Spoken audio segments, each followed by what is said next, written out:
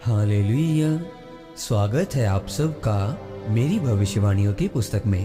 तो आइए हम आज के पवित्र वचन को पढ़ेंगे जो कि परमेश्वर के दास प्रेरित अंकुर यूसुफ नरूला जी के द्वारा लिखा गया है। अन्य जाति से विवाह न करना।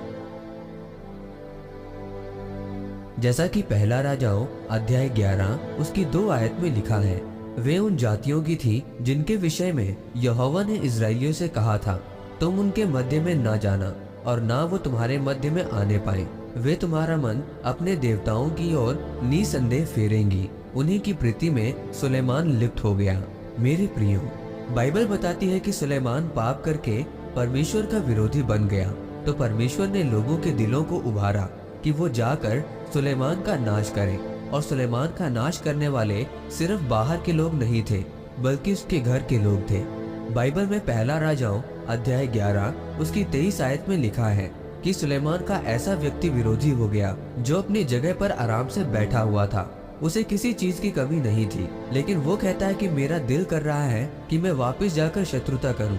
राजा ने उससे कहा, क्यों, ऐसा तुझे क्यों हो रहा है? मैं तुझको सब कुछ दे रहा हूँ। तेरा परिवार मेरा राज परिवार के साथ रहता है। तू एक तरह से इस राज्य का गृह मंत्री है। वो कहता है, नहीं, फिर भी मैं जाना चाहता हूँ। बाइबल कहती है, जिस दिन आप परमेश्वर से मुंह मोड़ लेते हैं, जिस दिन आप व्यभिचार करते हैं, जिस दिन आप दूसरे देवताओं के पीछे चलते हैं, तब परमेश्वर आपकी जिंदगी में शत्रुओं को खड़ा करता है। यानी फालतू की मुसीबत जो आपने मोल नहीं ली, लेकिन आप उन्हें रोक नहीं सकते हैं। इसीलिए मैं आपसे कहता हूँ, हम परमेश्वर के अनुग्रह से चलने वाले लोग हैं। सुलेमान का विरोधी एदोमी हदद हो गया और उसे परमेश्वर ने खड़ा किया था, क्योंकि सुलेमान परमेश्वर से हट गया था और परमेश्वर की सुरक्षा सुलेमान के ऊपर से हट गई। जब एक व्यक्ति अपने मुंह को परमेश्वर से मोड़ लेता है तो उसे बिना किसी कारण के मुसीबतों का सामना करना पड़ता है। जब एक व्यक्ति व्यभिचार करता है तो उसे मालूम नहीं होता कि इस व्यभिचार का असर क्या होगा, और फिर उसे बिना कारण की मुसीबतें उसके घर में, उसके फाइनेंस में, उसकी जिंदगी में हमेशा रहेंगी और वो मूर्खों की तरह उन मुसीबतों से लड़ता रहेगा, बल्कि उसे ये तक नहीं मालूम कि ये मुसीबतें आई कहाँ से हैं। अगर उसे परमेश्वर ने भेजा तो आप जितना मर्जी लड़े, आप उसे जीत नहीं पाएंगे। उस बीमारी से, उस कर्जे से, उस निराशा से आप बाहर नहीं आ पाएंगे, क्योंकि उसे परमेश्वर ने आपके खिलाफ खड़ा किया।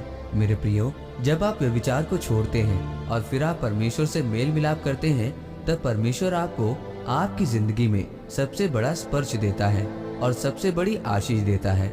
आमीन। आइए इस अंगीकार को आप मेरे साथ एक मन होकर करें। सर्वशक्तिमान परमेश्वर, मैं इस वचन के लिए आपका धन्यवाद करता हूँ। पिता परमेश्वर, मैं अंगीकार करता हूँ कि मैं अन्य जातियों में नहीं जाऊंगा और आपके साथ साथ चलूंगा, प्रभु यीशु मसीह के नाम में, आमीन। परमेश्वर आप सबको आज के वचन के ऊपर मनन करने के द्वारा आशीषित करे, आमीन।